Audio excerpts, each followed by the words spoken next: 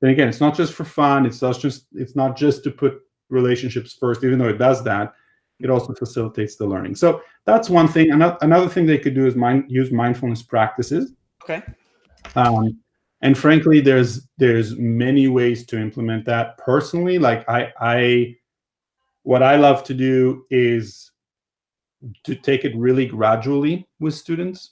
So literally, like, can I teach you a 3-second mindfulness practice, Matt? Yes. Okay. So all you do is you literally take your hand, you place your hand on your stomach if you're open to it. Mm-hmm. And all you do is you take a deep breath in, and you notice, as you breathe in, you notice what's going on with your belly and your hand.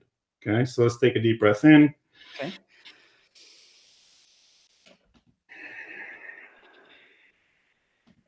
Now, believe it or not, doing that even just once a day makes a massive difference, because what this does, it reminds you, number one, I have a body.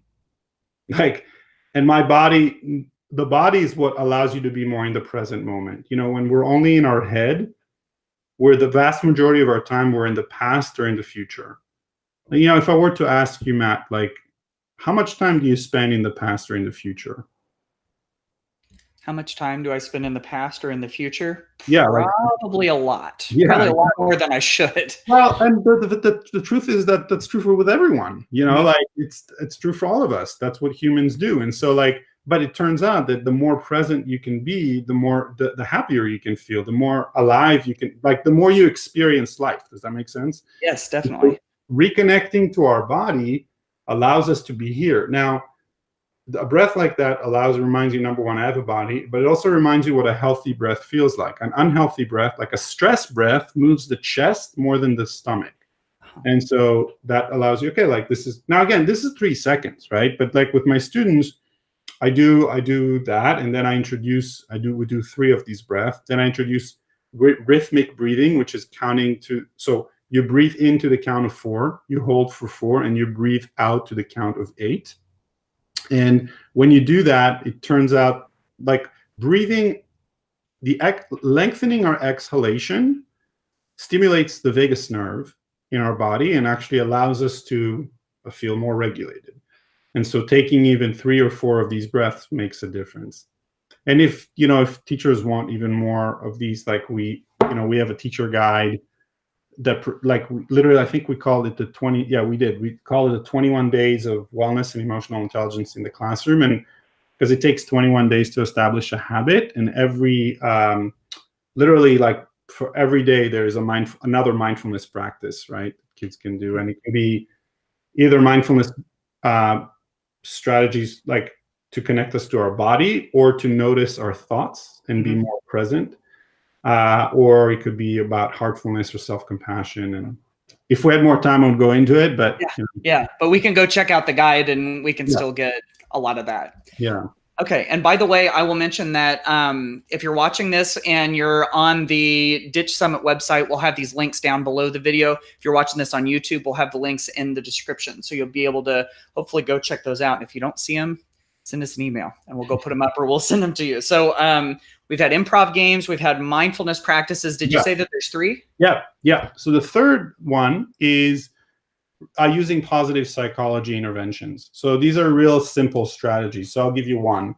I mean, there's many, right? But I'll give you one of them. So the first that I really like is really asking our kids simply, like, hey, what is it that you're grateful today to have in your life? Like, what is it, or who are you grateful for having in your life? And you have them literally, like, journal about that for a minute. They open their notebooks. Literally, in my class, kids already know, like, when the bell, like, before the bell rings. So they come to the class, they sit down, they open their journal, they write 3 things they feel grateful for today. When the bell rings, I give them another 30 seconds. And then basically we form a circle and standing up, and each kid shares about one thing or person that they feel grateful for. And if we have time, they share about why. Now, what's really amazing about that is that when you do it consistently through time, if you are to do it every day, which, by the way, I do it every day, like in my classroom, what happens is research shows that when you journal and then you share, it actually raises your base level of happiness.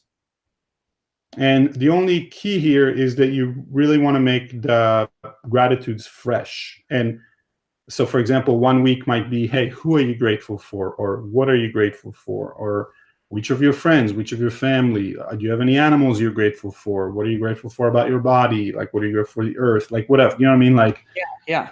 And then lastly, making sure to give the kids enough time to actually allow themselves for the gratitude to let the gratitude fill them up with joy. And what's really cool about that, Matt, is that you'll see in the beginning, kids will be like, I'm grateful for my Xbox. I'm grateful for my Wii. I'm grateful for, like, that's going to, right? But like, eventually they actually are like, yeah, I'm grateful for my mother. Like, I'm grateful for, my friend. I'm grateful for my brother. And here's why, And it also, the other beautiful thing about this, I did this one time. Well, I did this many times, but one time in my class, one girl said, like, hey, I'm just grateful I had breakfast this morning. Wow. And, like, now Palo Alto is like a super affluent, like really affluent place. And some kids didn't even figure out. Some kids were like, oh yeah, it's funny. Like, I always forget to eat breakfast. And like the girl was like, no, like, I'm grateful I had food. And it really connected, like, and immediately like got the kids to be so empathetic the other kids' experience and got them to connect at a much deeper level. Yeah. So so these are some things. Yeah. Yeah, this is great. I've been taking copious notes over here, and then, like you were saying, you've got a variety of resources on the website related to all of these things and more, right? Yeah, I do. Yeah. So yeah, if you go to eqschools.com, we, in fact, so if you go to eqschools.com now, you can go to resources and you'll see some good things.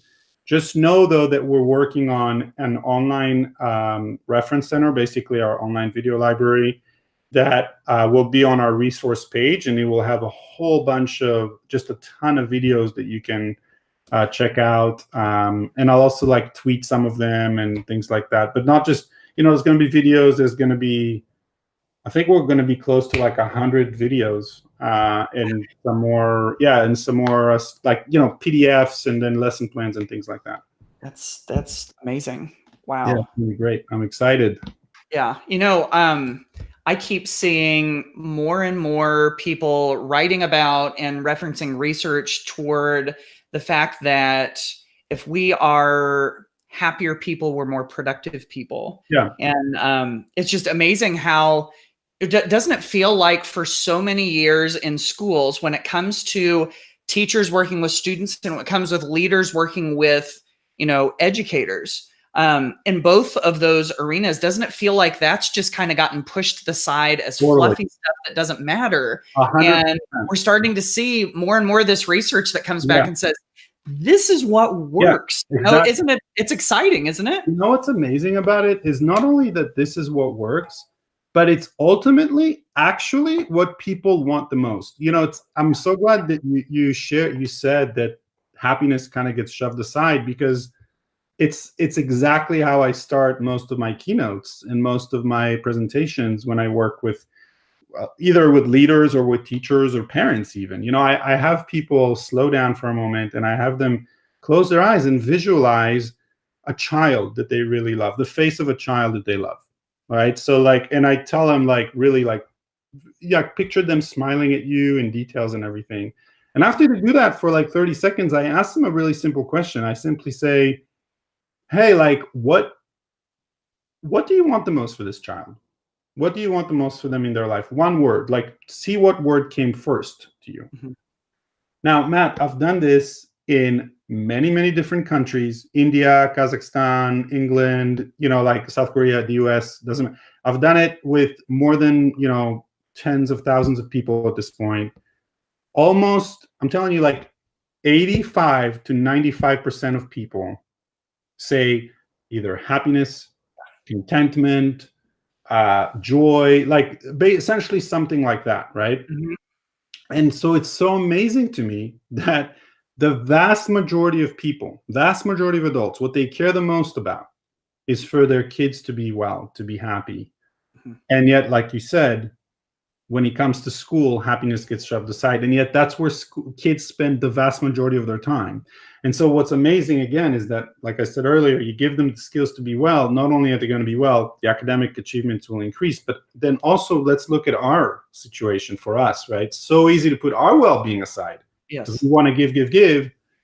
And it turns out, there's 5 elements that if we focus on, we will be well. We actually will not only be well, but also live a life that is even more fulfilling for us. This is straight out of positive psychology research, and I'm happy to share them if you're interested. Simply because yeah. The leadership too, but and actually that actually dovetails really well. I was thinking, we've touched on the classroom side of things so far, and we wanted to sort of touch on the leadership side. This sounds like, in some ways this is good for everybody, it sounds like, but definitely good for leaders too. So I'm glad you brought it up. Let's touch on those 5 things. Oh, sounds good. So it turns out that these 5 elements not only help, like you said, all people feel better, but they also, in my opinion, are the foundation for effective leadership and also for effective teaching. And I can touch on that as well. But basically, Martin Seligman, you could consider him the father of positive psychology if you want. He's a professor at UPenn. And he found that basically the following 5 elements contribute to anyone's well-being and should be kind of focused and prioritized. So there's an acronym called PERMA, and P stands for positive emotions. So, and by the way, it turns out that the people who thrive the most in the world experience a 3-to-1 ratio of positive emotions to difficult emotions. Wow. Most Americans, I believe, are around a 1-to-1 ratio. I'd hope that I'd get a 1-to-1 ratio. Sometimes I think it's even worse than that. For sure. And it fluctuates, right? Like some days are like, oh, it's going to be like, 1-to-7. Other days it's going to be 2-to-1. You know what I mean? But on average, when you experience a 3-to-1 ratio, generally that's when you thrive. It's the positivity ratio. Yeah. Now, I want you, just one thing that's really important here is the ratio. Notice the ratio is not 3-to-0, meaning that it's totally healthy and okay for people to have difficult emotions, and we should experience them in a healthy way. That's part of the work that I do, is to help people become more resilient in a healthier way when adversity strikes, right? Sure. And so, so P stands for positive emotions. E stands for engagement, experiencing a state of flow. So, for example, have you ever had the experience of doing something and you did it for like 5 hours, but you didn't notice the time pass at all? You're like, you're totally absorbed in it. That's usually, we feel really well when we're there. So PERMA, so R stands for relationships. So having supportive relationships in our lives and having a really healthy relationship with ourselves. M stands for meaning, and that can be spiritual, but it could also be it could be like giving to other people. It could be just being really connected to your purpose of why you're here on earth doing what you're doing. And then A stands for accomplishments, but of intrinsic goals, things that we really care about. So not things that are put on us. And the most important variable out of the 5 by far is relationships. So just the importance of, so as a leader, the importance of putting relationships first over results, even though I totally get results are really important and leaders are measured by results, teachers are as well. But when we decide to put relationships first in an authentic way, in an effective way, typically results follow as well. Now, to me, I'm just gonna, if it's okay with you, Matt. Yes. I can relate that to leadership and the importance of leadership, because frankly, if you think about effective leadership, it turns out that when you look at P, the positive emotions, and remember that ratio I was talking about, the 3-to-1, it turns out that teams that thrive have a 5-to-1 ratio of positive interactions to difficult interactions. And so leaders who say, okay, I know we have work to do, but I'm going to ensure that first our team, that the people in our team care about one another, not only on a professional level, but a personal level, and that we're actually going to engage in things that allow us to experience emotional resonance, meaning positive emotions together. those are the teams that thrive the most. Okay. Can I ask you a quick question about that? Totally. Yeah. So if we're working in teams and we want to have the 5-to-1 ratio, where the 5 is the positive emotions, and we know that there are going to be some negative ones, if that's ideal and if that's what's going to help the teams to thrive, what I'm hearing you say is not necessarily that bad things aren't going to happen. And we know that sometimes when we put certain groups of people together, it can be kind of like a powder keg. It's hard to get things to go. But if we're able to try our best to set the circumstances up so that there will be more positive emotions, more positive interactions, that's our best opportunity to help that team thrive. Yeah, it's definitely a piece of it for sure. Okay. Now, the other piece about this is that what's beautiful about it is that when you take the time, and by the way, positive emotions is not just laughter. I mean, certainly laughter is a piece of it, but another piece of it is, like, for example, being really heard. Like having actually, like, slowing down enough, like having, so if we're in a team together, Matt, like, and I really slow down enough to totally get your world.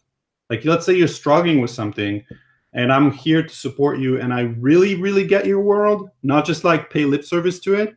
That feels really good on your end. So, like, those types of feelings as well. Now, and positive emotions as well. Now, one thing I want to say about this is that just like the 3-to-1 ratio I mentioned before, this is a 5-to-1 ratio, meaning that it is actually very healthy to experience conflict. That it's not 5-to-0. Again, it's 5-to-1. And teams that have no conflict in them are actually unhealthy teams, right? Like, it is important to have conflict. The question is, how do we deal with the conflict when it arises? And the more you prioritize relationships, the more you emphasize experiencing positive emotions through laughter and play, but then also through really being present and mindful with one another and absorbed in each other's reality, the more the team will be psychologically safe with one another and are actually going to be willing to have conflict when it's needed. Does that answer your question? Yes, it does. Thank you. For sure.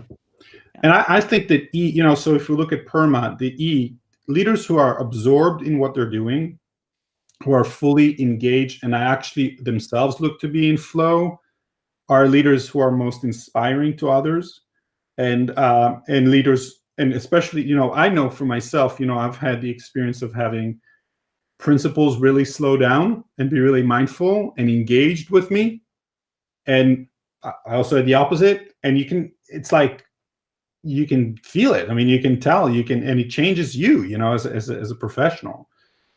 We talked about the importance of putting relationships first. And then I'll tell you, leaders who are, so M is meaning, right? Leaders who are connected to why they do what they're doing.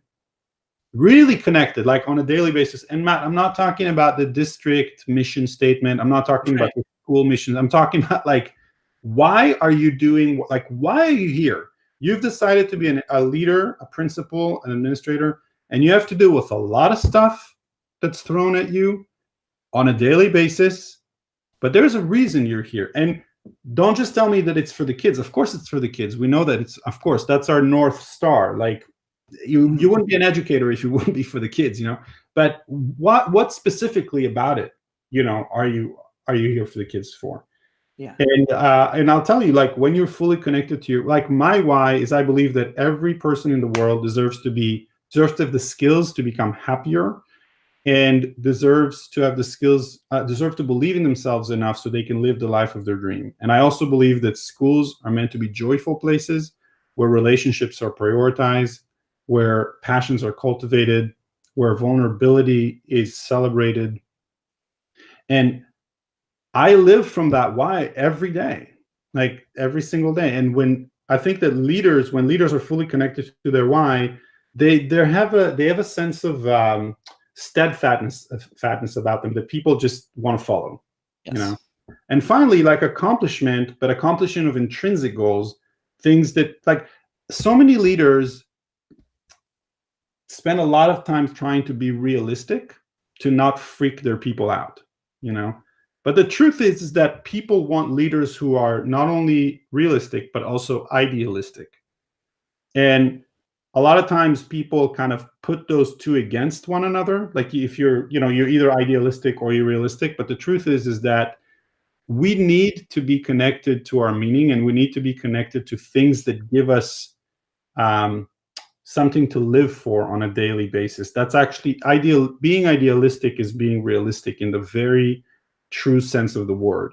And so, and frankly, people want to be led by things that they find meaningful, things that they find that they really care about. And so, to me, as a leader, if you take PERMA seriously, and if you take your well-being seriously and practice these things, these 5 elements, and really look at them and cultivate them, that's not only going to make you a happier person, it's also going to make you a much more effective leader.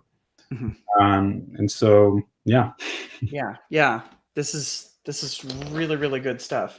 Awesome. My mind's still sort of spinning here, trying to process all this. Yeah, I get it. I'm throwing a lot at you. And no, it's great. It's really good. Okay, so we've got, let's see. So we've got PERMA. We've got our positive emotions. We've got engagement. We've got relationships. We've got meaning, and we've got accomplishments, like our intrinsic goals. And you talked about how this applies for effective leadership. That's kind of where we've been here for the last several minutes. But you also mentioned that this could also be tied in somewhat to instruction or to the classroom, right? Yeah, for sure. Yeah. You want to touch on that just a little bit? Yeah. So I'll give you an example. Like, let's take I can go through each one of them, but let's just go with relationships, for example. Yeah. Let's just do that. So I used to, when I was okay, this is kind of a vulnerable share, but I'm going to go for it.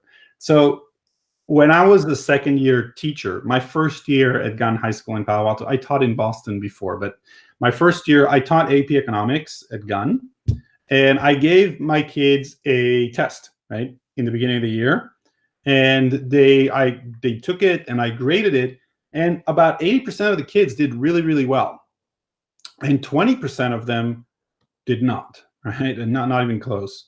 And I was thinking to myself, like, well, like if 80% of them are doing really well, like I'm an amazing teacher, like, right? Yeah, look at me, like I'm so good, you know. Like, man, I should really maybe I should start coaching other teachers or your principals. right, exactly. Second year teacher, you know what I mean? Yeah. Okay, and so then I gave another test, right? And I graded it. The same story, like 80% of the kids who did well in the first test did well on the second test, and the 20% who didn't do well struggled again. So then I was like, okay, let me look at how are these kids? I started to get interested. I was like, how are these kids doing in their other classes? Like the kids who did really well in these tests, the 80%, how are they doing in the other classes? And sure enough, you look at the other classes, they're acing every class. And the 20% are struggling in every class. Right. And so then I realized, like, all right, I'm failing, like literally, like you could put anyone next to, like, you could put a robot in front of the 80%, and they're going to do well. You know what I mean? Like, so I realized at that moment that I had to shift something, and I started interviewing the 20%. And what I realized is that there were really, really smart kids. Like they were wise kids. Some of them missed a little bit of, some of them didn't have some basic, academic skills that necessary, but that's fine. These are things that they can work on, and I could help them with. But the biggest thing was that they simply just felt like they didn't belong. They felt like the school, like they felt marginalized. They were like, I don't belong here. This is not my place. I'm just coming here because I have to. And when I said, okay, I'm gonna put relationships first, to the point that, like, I'm actually making the choice to spend less than 75 minutes on the law of diminishing marginal utility, Right. And I'm going to spend, instead of spending 75 minutes on it, I'm going to spend 65 minutes on it. And I'm going to take 10 minutes to just totally just infuse relationships in the classroom through improv games, through connection rituals, positive psychology interventions and mindfulness practices. And when I did that, it was amazing, Matt. Like these kids finally started to feel like, I mean, I have quotes, you know, because I had my kids' journals and stuff. They finally started to feel like, hey, I feel like people are seeing me, like I'm seen, and I'm not a number, and I belong here. Now, did they ace my class? No, but they did a lot better, Right. significantly better. Yeah. And they felt like they belonged, right? yeah, Which, I mean, is just as important in a lot of ways as performing well in the class. yeah, exactly. And these kids are doing incredibly well now outside of school, right? So like, to me, that's the essence of teaching, you know, like why do we do what we do? Like, that's the bottom line of it, you know? Yeah. I gotta tell you, this reminds me so much of a story my wife tells. This happened to her this school year. She was teaching high school social studies, and she had this one student who she had heard, you know, you hear about students, and you know, you hear about what other teachers think about them, and she thought with him coming in, she's going, oh man, this is going to be rough. Something about the way that she taught and the way that she interacted, this kid sat like close to the front of the room, and it was just like, wow, focus, like total focus. He would ask her questions. I mean, part of it probably had to do with the fact that he was really interested. It was social studies, and it just sort of clicked. It was like it was in his soul, sort of. But there was something about the way that she related back to him, I think, that probably I didn't really have words to describe it, but after hearing you talk, I think in some way she made him feel like he belonged in a school classroom. Yes, exactly. Because that stuff connected with him, and she connected with him, and he felt like, oh my goodness. And I'm imagining that when he goes around to these other classes, he feels like a foreigner. He feels like, you know, like it isn't his home. It isn't where he belongs. But now he gets someone, he's got a teacher who gets him and shows him that, right? I mean, that's huge. Yeah, it's everything. Because here's the thing. Are you familiar with Daniel Siegel? Do you know who he is? I've heard of him. Yeah, I think. He's a neurobiologist, and he has this like handy model of the brain, which is your hand. And I just want to take you through it real quick because it totally touches on that point. So imagine this is your brain stem. It's essentially in charge of making sure you're breathing, you know, all the basic stuff of the brain, right? And then the palm of your hand is your limbic system. It's the emotional reasoning part of the brain. Yeah. You put your thumb over it. That's the amygdala. And the amygdala is the organ that puts you into fight, flight, or freeze response. The lizard brain, right? The lizard brain, exactly. Now, if you put your fingers over it, this fist kind of represents your neocortex.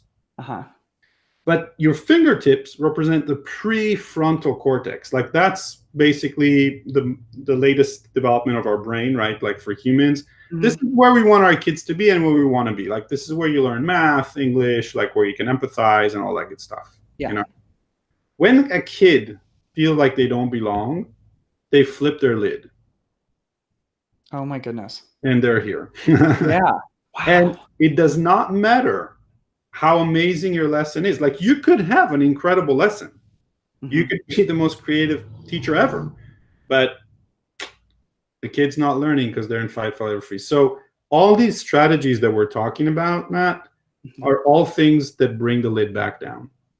Yeah. Because I really believe that, like, as educators, we first need to notice as much as we can, like, hey, where is the kid right now? Like, is the lid up? And if it is up, let's do whatever we need in order to bring it back down so now the kid can learn. Yeah. I just think it's a part of what we do. That's unbelievable.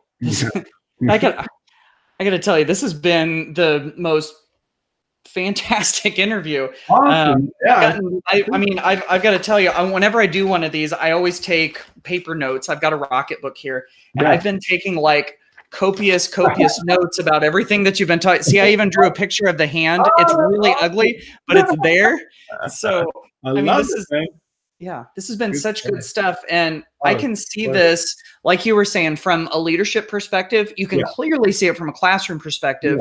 I know people who work with teachers as like instructional coaches can totally get with this. You know, other positions within the schools, like you know, library media specialists, and I mean, this works for everybody, doesn't it? Yeah, thank you for saying that. I mean, it's true. Yeah, and like schools that have like MTSS programs, you know, like this is like perfect for tier 1, you know, interventions. Essentially, it's like what can we do to make sure that kids feel like they're a part of a family, that they're a part of a place that, and not only kids, us too, as adults, like that we really are seeing that we belong and that we love being where we are. I think that's, and I'll tell you, I think another important piece here that we didn't talk about too much is just as educators, deciding that we are going to take our self-care seriously also. And it's interesting because our society gives us two myths that actually prevents people, especially educators, from really taking their self-care seriously. And the first myth is that educators are too busy for self-care. And I get that educators are super busy. I am one, and I understand that. But if you don't take 10 minutes out of your day to care for yourself, you're making a choice to not do that.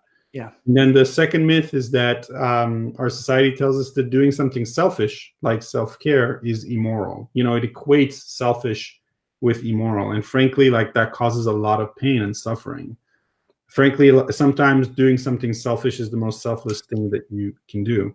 And the reason I'm bringing that up is because whatever it is that you care about the most, so let's say you care about equity the most, or you care about assessment being better assessment, or you care about whatever, that all kids read, whatever it is that you care about the most.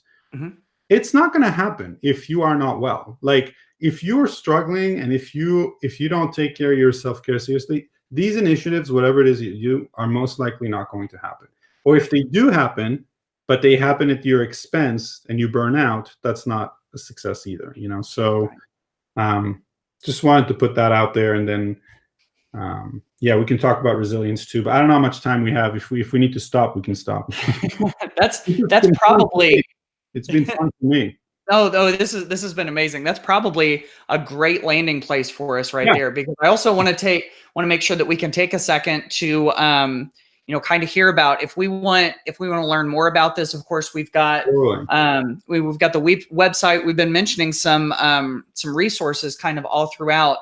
If people want to dive deeper, okay, so really, since I want to dive deeper, where can we go? What can we do? For sure. So a few things. So the first is you can go to eqschools.com. That's the website. And you can check out our resources. You can also check out our events page, because we have a whole bunch of events coming up. And really, just fill out the form, in our homepage, so that you can be on our mailing list, because we send out a whole bunch of free, awesome resources, and then also let you know when our next event is, when our next online event is. The other thing I wanted to do, Matt, if that's all right with you, is Sure. You know how we gave the link to the teachers. I also have a link for administrators. Oh yeah. And that is also it's a bit.ly, so bit.ly/ and then it's staff games. Okay. But the only letter that's capitalized is the S. So okay, gotcha. Yeah. And if you could, so I don't know if you want to show that or anything, but it's a great resource also for administrators if they want. We'll do that too. Notice I had to capitalize the S afterward. bit.ly/staff games, capital S. Yeah. There we go. And then lastly, just reach out. We have you can reach out to me, of course, just Ronnie, RONI at eqschools.com, or you can just go to info@eqschools.com, and I'll just tell you, I'd love to, if there are any, if anyone listening to this would want me to come and work with your school or district, I'd love to do that. I do workshops in schools and districts. If you want to come to our summits, come to our summits. Check them out on our website.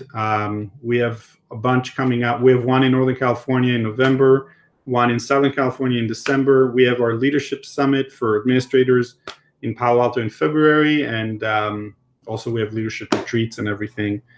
Oh, and can I put a plug in for my books? Yeah, actually, I was actually going to ask you about that. That would be great. Yes, please do. Well, okay. So one thing, just know that this is totally not a done thing. I'm literally just starting it. But I wanted to share this with you because it actually puts a little bit of like pressure on me to actually get on it. So, which is a good thing. It's like positive pressure. So I'm writing a book called Joyful and Effective Teaching. And I'm also writing another book called Joyful and Effective Leadership. And these two books are going to be coming out. The teaching one's going to come out this, if not this winter, then for sure by this spring. And the leadership one the following year. And I'm really excited about these. I think it's going to be really awesome. And yeah. I'm going to be, as soon as I find out that those are out, I'm going to be getting a copy. Right on, Matt. Myself. All right. Yeah. I want to read your book too. We can make that happen. Hey, by the way, I used to also like totally ditch the textbook. I didn't teach with textbooks. I just feel like it's awesome that you wrote that book and you have that going for you. I knew there were lots of reasons that I liked you, and there's yet another one right there. So right on, man. Roni, thank you so much for your time. This has been great. We've gotten so much out of it. Really appreciate you. Yeah, it's a pleasure, man. Thank you for your time. You're amazing, and thanks for being a leader in this field. My pleasure. Thanks. And thank you for watching the video and for being a part of the Ditch That Textbook Digital Summit, sponsored by Cue, powered by Adobe. We will see you on the next video. Thanks so much.